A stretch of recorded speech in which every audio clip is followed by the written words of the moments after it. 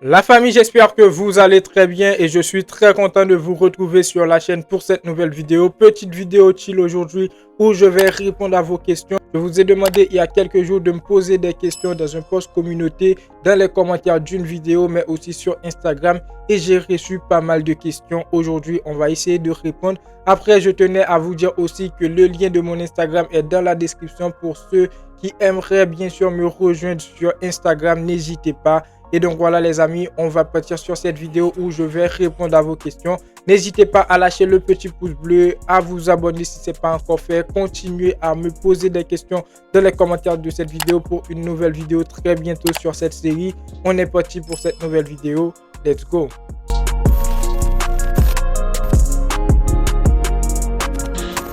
On commence donc les amis avec la première question, une question de Mohamed qui me dit: depuis quand as-tu commencé à supporter le Real Madrid? Déjà merci Mohamed, c'est une très belle question, une question un petit peu très difficile pour moi aussi, parce que ce que tu dois savoir c'est que j'ai commencé à supporter le Real Madrid en deux étapes. Dans un premier temps, j'ai supporté le Real Madrid, les joueurs du Real Madrid, mais je n'étais pas vraiment focalisé sur les matchs. Donc je suis ce supporter dans un premier temps qui aime le Real Madrid, qui aime quelques joueurs du Real Madrid, qui aime le football, mais focalisé plus sur le terrain. Il faut savoir aussi que moi, j'ai joué au football. Dans mon club, on m'appelait Sergio Ramos. Donc maintenant, je suis plus sur le terrain. En vrai, t'es enfant, t'es vraiment passionné par le jeu. Tu aimes jouer au football. Tu joues dans un club, tu aimes le football. Mais parfois, t'es pas vraiment intéressé à regarder les matchs de foot. Parfois, je regardais les matchs du Real Madrid, du FC Barcelone, mais pas un match complet, 90 minutes, c'est non. Et la seule fois, comme je vous dis bien, c'était pour la 10e Ligue des Champions du Real Madrid sur la saison 2013-2014 face à l'Atlético de Madrid. Le Real Madrid était mené. On a Sergio Ramos qui va égaliser avec cette équipe de l'Atlético de Madrid à la 90e minute. Ensuite, on a Gareth Bale qui va marquer, Marcelo, Cristiano Ronaldo qui va terminer Atlético de Madrid, qui va nous donner cette victoire.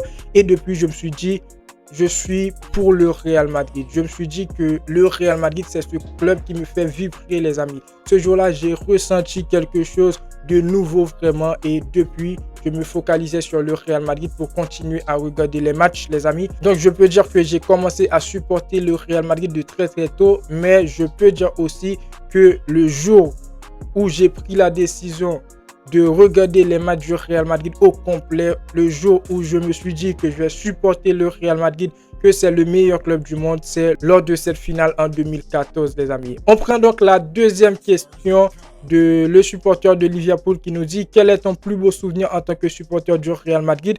En tant que supporter du Real Madrid, une personne qui suit le Real Madrid depuis 2014, les amis, tu as beaucoup de souvenirs. Le Real Madrid ces dernières années en Ligue des Champions qui a éclaté Manchester City dans des matchs compliqués. Le Real Madrid qui a réalisé pas mal de choses dans le monde du football. Mais personnellement, le souvenir de cette équipe du Real Madrid, c'est le match qui m'a fait aimer le Real Madrid, le match qui m'a fait prendre la décision de supporter le Real Madrid à fond. Ce match face à l'Atlético de Madrid en 2014, les amis. Le jeu de Cristiano Ronaldo, Sergio Ramos, Marcelo, Isco, Gareth Bale, tout ça. Le Real Madrid a connu des joueurs. Le Real Madrid, c'est vraiment le meilleur club du monde, les amis. Donc, les amis, prochaine question. On a ABCDEF Rodrigue Dada qui nous dit: très bonne analyse. Merci à toi, frérot. Ma question: penses-tu que le Real Madrid peut remporter la Coupe du Roi cette saison vu le niveau de notre défense? En fait, la défense du Real Madrid vraiment n'est pas très bonne. Ou encore la défense du Real Madrid est catastrophique. On a des doutes, des blessés. Mais je pense qu'il y a vraiment un trophée que le Real Madrid peut aller chercher en dehors de la Liga et la Ligue des Champions. Malgré, je pense que le Real Madrid va réussir à gagner la Liga, les amis. C'est donc la Coupe du Roi. On a intérêt à aller chercher la Coupe du Roi. Même si en finale, on retrouve un Atlético de Madrid ou encore un FC Barcelone, on doit gagner la Coupe du Roi et je reste confiant. Je pense que le Real Madrid peut bien aller chercher la Coupe du Roi pour répondre à ta question. Une question de Samuel: tu penses que le Real Madrid va gagner la Liga et la Ligue des Champions cette saison? En vrai, moi je pense que le Real Madrid va gagner la Liga. Après, c'est pas pour être négatif, mais je pense que gagner la Ligue des Champions cette saison pour le Real Madrid, puisqu'on l'a gagné l'an passé, cette saison ce serait très compliqué pour le Real Madrid. Déjà, j'ai des doutes sur la Liga parce que le Real Madrid n'a pas mal de blessés et la gestion de Carlo Ancelotti est quand même très catastrophique.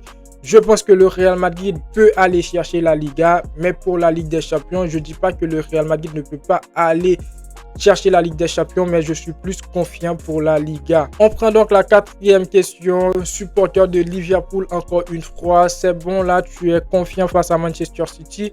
Vraiment, je suis pas confiant. J'ai sorti une vidéo sur Manchester City, Real Madrid il y a quelques jours.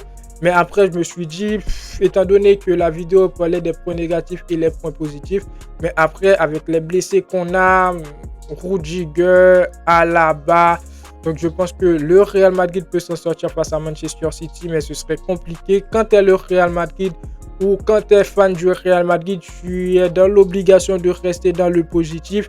Malgré, on sait tous que le Real Madrid ne va pas bien, mais quand ça parle de Ligue des Champions, on a une équipe qui peut arriver et qui peut bien sûr réaliser l'impossible. Je ne suis pas confiant. J'ai quand même des doutes sur ce match à venir, Manchester City, Real Madrid, aller-retour, malgré le retour sera au Bernabéu, mais en vrai, je suis pas confiant. La 5e question, Anasoud qui me dit, pour toi, ce Real-là, faut-il s'inquiéter? Bah oui, il faut s'inquiéter pour le Real Madrid, mais surtout pour Carlo Ancelotti, la gestion qu'il a avec cette équipe du Real Madrid et aussi les blessures.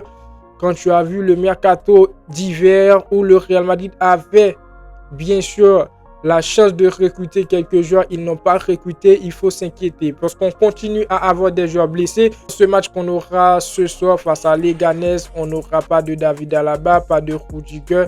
On a tout simplement Raúl Asensio, Jacobo, Valeo, Tchouaméni en tant que défenseur central. Quand tu as une équipe comme le Real Madrid et tu n'as pas un joueur en tant que défenseur central qui peut vraiment tenir l'équipe, je ne parle pas de Raúl Asensio, je ne parle pas de Jacobo. Les jeunes de la Castilla, on sait tous qu'ils peuvent apporter beaucoup à cette équipe du Real Madrid. Mais quand derrière, tu as ces joueurs et tu as un entraîneur qui ne les fait pas vraiment confiance, qui ne va pas les mettre titulaires, bah oui, il faut s'inquiéter pour le Real Madrid, les amis. On prend donc la 6e question. La 6e question et on va aller brièvement parce que j'ai déjà sorti une vidéo sur ce sujet. Une question de Jean-Marie. Très bonne vidéo comme d'habitude. Merci à toi pour le soutien. Tu penses que le Real Madrid doit jouer en 4-4-2 ou rester en 4-3-3? En fait, le Real Madrid pour moi doit rester en 4-3-3 parce que personnellement je le dis parce que j'aime le 4-3-3, j'aime quand dans le secteur offensif on retrouve Vinicius, on retrouve Rodrigo, on retrouve Kylian Mbappé avec un Vinicius qui fait du bon jeu sur le côté gauche, Kylian Mbappé qui doit apprendre à se positionner en tant que numéro 9 et Rodrigo sur le côté droit. Maintenant, Rodrigo sur le côté droit, il n'est pas assez performant comme il est sur le côté gauche, mais je veux pas voir Carlo Ancelotti sacrifier un joueur au niveau du secteur offensif parce qu'on a quand même des très bons joueurs au niveau du secteur offensif. Maintenant, si tu me dis quel est vraiment le système que je pense qui pourrait mieux marcher avec cette équipe du Real Madrid, je te dirais tout simplement que c'est le 4-4-2. 4-4-2 avec deux joueurs au niveau du secteur offensif, deux joueurs au niveau du secteur offensif, sacrifier un joueur. Et dans ce système, je ne vois pas vraiment le joueur que Carlo Ancelotti pourrait sacrifier puisqu'actuellement Rodrigo, il est très bon. Vinicius, il est très bon. Mbappé aussi qui fait de l'effort. Mbappé ces derniers jours qui a montré qu'il voulait progresser avec cette équipe du Real Madrid.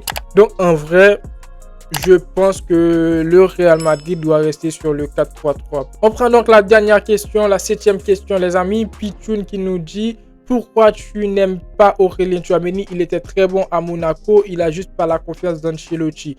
En fait, j'ai aucun problème à Aurélien Tchouaméni, je l'ai dit parfois dans mes vidéos, mais à un certain moment aussi, si on doit taper sur Carlo Ancelotti, on doit aussi taper sur Tchouaméni parce que oui, Carlo Ancelotti, il est responsable parce que Aurélien Tchouaméni n'est pas un défenseur central de fonction. On sait tous que quand Aurélien Tchouaméni, il est au niveau du milieu de terrain, il nous donne parfois des prestations acceptables. L'an passé, il a été très bon avec le Real Madrid. Mais quand il est placé en tant que défenseur central, c'est le choix de Carlo Ancelotti. Carlo Ancelotti est fautif, mais je trouve que Aurélien Tchouaméni de son côté, il ne fait pas d'effort. Donc à un certain moment, si tu dois taper sur Carlo Ancelotti qui prend des mauvaises décisions, tu dois aussi taper sur Aurélien Tchouaméni parce que ses prestations ne sont pas très bonnes. Aurélien Tchouaméni, il a été très bon. Après, il s'est blessé. Il a fait son retour. Et je pense depuis après la Coupe du Monde, Aurélien Tchouaméni, les amis, il n'est pas vraiment très bon, si je ne me trompe pas. Donc Aurélien Tchouaméni, actuellement, il n'est pas bon avec le Real Madrid. J'ai aucun problème avec le joueur, il reste un joueur du Real Madrid. Mais s'il n'est pas bon, je suis obligé de le dire dans mes vidéos que le joueur, il n'est pas bon. Donc voilà les amis pour la vidéo, je réponds à vos questions, j'espère que la vidéo vous fera plaisir. N'hésitez pas à vous abonner si ce n'est pas encore fait, c'est très important. N'hésitez pas à me poser aussi des questions dans les commentaires, surtout dans les commentaires de cette vidéo pour tout simplement un prochain épisode. N'oubliez pas de liker la vidéo si ce n'est pas encore fait, ça aide énormément la chaîne pour le référencement. Donc likez pour aider au développement de la chaîne, commentez, donnez vos avis. Et moi je vous dis à très bientôt pour une toute nouvelle vidéo. Ciao. Ciao.